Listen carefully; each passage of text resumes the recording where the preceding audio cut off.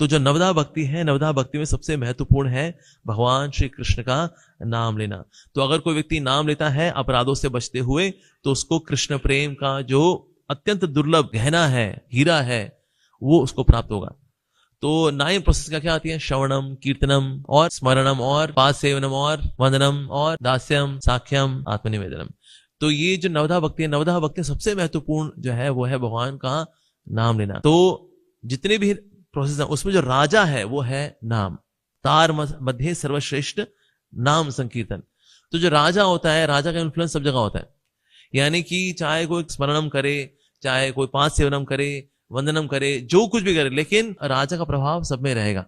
यानी कीर्तन का प्रभाव सब में रहता है। हम पाद सेवनम, वंदनम इत्यादि अच्छे से कर पाते हैं अगर कोई नाम संकीर्तन में भाग लेता है तो, क्योंकि राजा है ना, इसीलिए।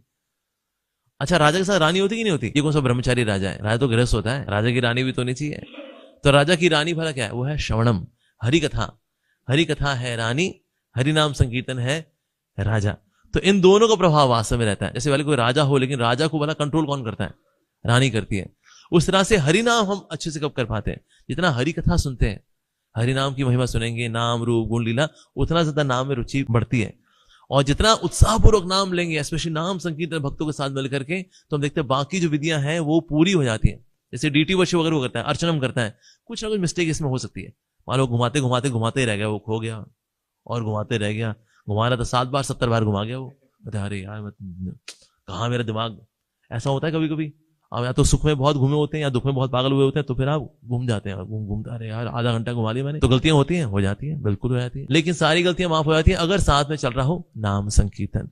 सो डीटी वर्षन मिस्टेक हो सकती है, कलयुग वाले हम लोग, बाबा हमसे दिमाग हमारे उल्टे सीधे, तो गड़बड़ी हो सकती है, लेकिन सारी गड़बड़ी माफ हो जाती है अगर हम नाम संकीर्तन में भाग लेते हैं। तो भगवान जानते हैं हमारे बारे में, तो इसलिए नाम बड़े उत्साहपूर्वक लेना चाहिए। अगर आप नहीं ले पा रहे हैं तो जो उत्साहपूर्वक ले रहे हैं उनमें जाके घुस जाओ, बस दैट्स इट। अगर डिवोटीज नाम ले रहे होते हैं तो भगवान जब कृपा की बौछार करते हैं उनको नहलाने के लिए, उसमें आप भी खड़े हो गए तो नहा लेते हो उसके अंदर, हाँ मेरा भी हो गया। उससे नाम में रुचि बढ़ाने का तरीका क्या है? नाम संकीर्तन में भाग लेना। उससे आपका नाम जब भी अच्छा होगा। सो नाम संकीर्तन इज मोस्ट इंपॉर्टेंट। लेकिन अपराधों से भी बचना चाहिए, ठीक है? अपराध का मतलब अपराध, बिना अफेक्शन के, स्नेह के। भगवान के प्रति जो स्नेह है, सॉफ्टनेस है हृदय के अंदर, वो चली जाती है अपराध करके। तो इसे जपा करते तो सूखा सूखा हो जाता सब कुछ। तो अगर होते सूखे सूखे नहीं, सुखी सुखी रहें, तो अपराधों से बचना भी आवश्यक